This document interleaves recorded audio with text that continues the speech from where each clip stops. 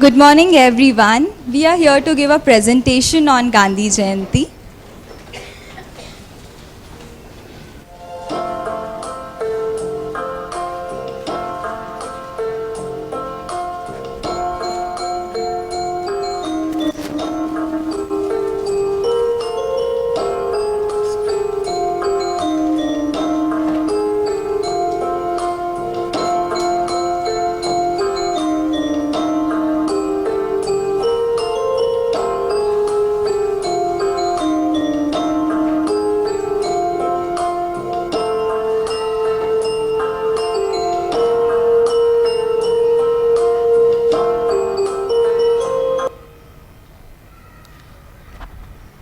In Jan 1948, before 3 pistol shots put an end to his life, Gandhi had been on the political stage for more than 50 years.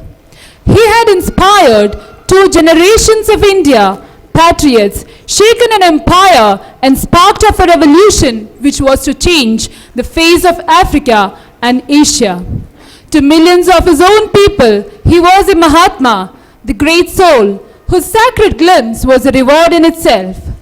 By the end of 1947, he had lived down much of the suspicion, ridicule, and opposition which he had to face when he raised the banner of revolt against racial exclusiveness and imperial domination. His ideas, once dismissed as quaint and utopian, had begun to strike answering chords in some of the finest minds in the world. Generations to come, it may be, Einstein had said of Gandhi in 1944, will scarcely believe that such one as this ever in flesh and blood walked upon earth.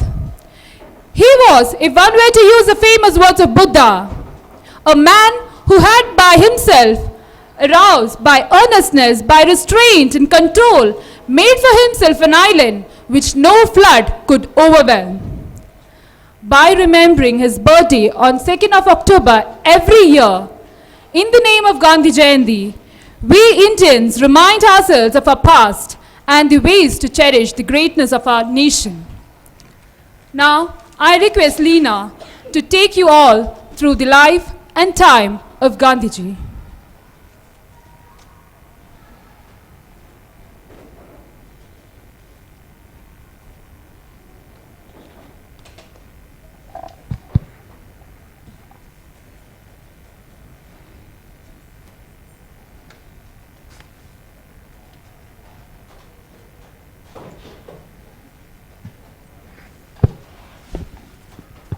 As we all know, Gandhiji was born on 2nd October 1869, and this day is celebrated as Gandhi Jayanti throughout India to honor him. He was assassinated on January 30th, 1948. Gandhiji is also regarded as father of modern India. He was a symbol of truth and peace. We honor him with the term Mahatma, which means that he was a great soul. Let's go through few of the events in his life. He was a dutiful son, that he was inspired by the story of Shravan Kumar, and he aspired the same level of service to his parents also. He studied law in University College of London, and there was one incident like Gandhiji was kicked out of a train in Pittsburgh as Indians are not allowed to travel in first class compartment because they are unprivileged. He took step against this and he fought for it. He founded Sabarmati Ashram in 1970 because he wanted to do experiments in his living like in farming, cow breeding, khadi and related activities. Yes, it is true that Gandhi supported British in World War I because he made a statement, we are all cowardly people and if we want to free ourselves, we need to reapproach and use arms. That's why this was the reason he also supported British in World War I. There was one more incident like non-corporation movement which took place from 1920 to 1922. This was taken because there was an incident of Jallianwala Bagh. After that incident, he took a step that India will resist British rule in India through non-violence means.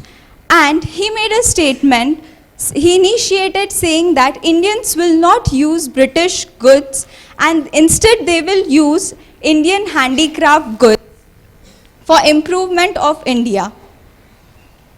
The next one more incident which took place during his time was the Salt March, or it is also called as Dandi March. It took place because Gandhiji refused to pay salt tax, and this happened during the at the coastal region of Dandi, where Indians started making salt from seawater, and they refused to pay the tax to British. There was one more incident which he initiated, that was fight against untouchability. That was where untouchables, or which are called as Harijanas, he called them as people of God, and he fought for them to reform their own status. The next one is Declaration of Complete Independence, which is also called as Purna Swaraj. This was initiated by Indian National Congress, and it was done by hoisting an Indian flag by the first president of India, that is Jawaharlal Nehru. And this is why every year on 2nd October we celebrate Gandhi Jayanti, and throughout India it is celebrated mostly at Rajghat, where Samadhi of Gandhiji is present, and it's celebrated in various schools and colleges by different kinds of competitions like essay, dance, drawing and all. And this is how, with very joy and happiness, this day is celebrated throughout India.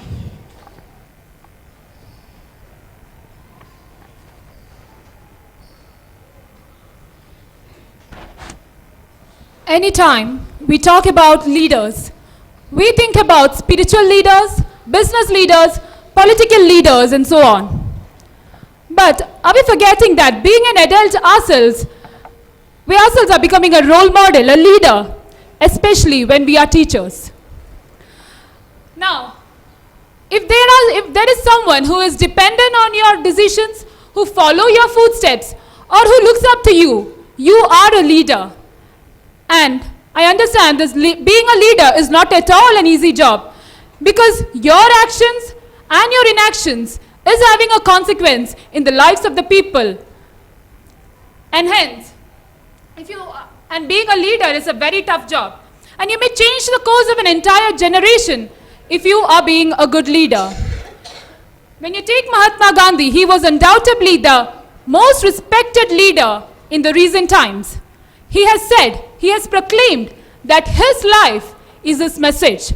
And if we look closely at his life, we can derive some good principles from his life. The first one, govern by principles and not by policies. Every true leader can make policies and principles which can be implemented.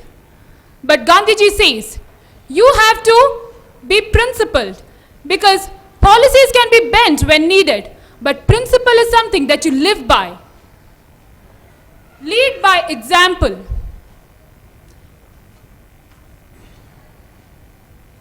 Lead by example. It is like when you are a teacher, when there is someone to look up to you, you have to show them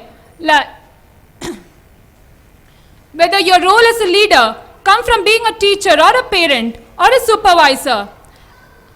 Lead by example, because as teachers we always know that children would like to learn from our actions and not by hearing our lectures.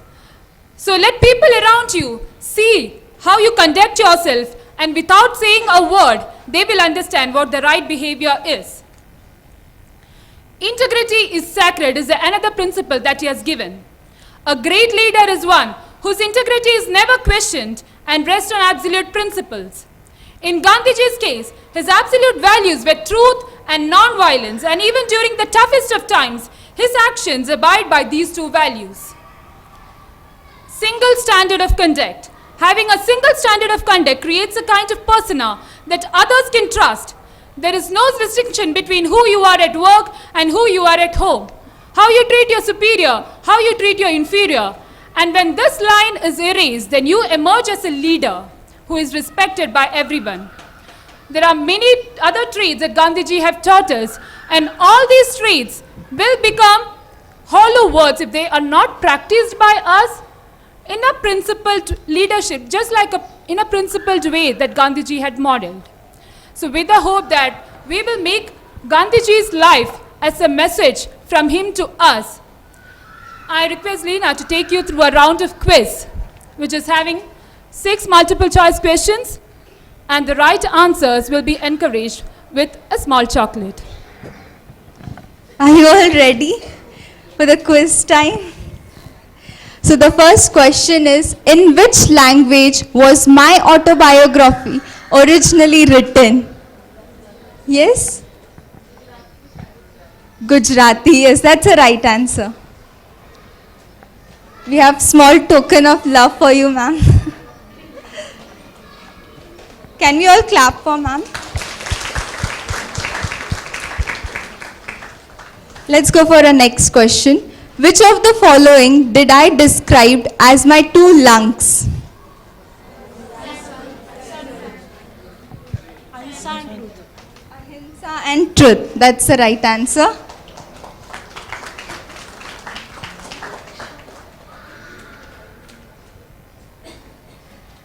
The next question is, for how many years did I live in South Africa?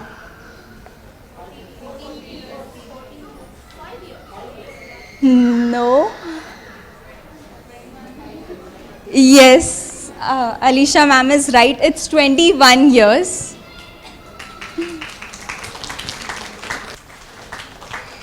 At what age did I get married? Yeah, Anjali ma'am is right. It's 13 years. The last question. How many times did my father marry? No. No. Any last guess? No. It was 4 times. Yes, ma'am. It was 4 times.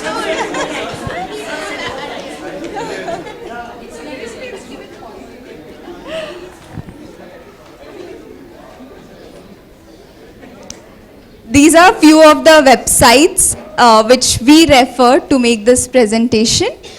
And these were the last words by Gandhiji. Thank you everyone for your cooperation. Have a good day. Thank you.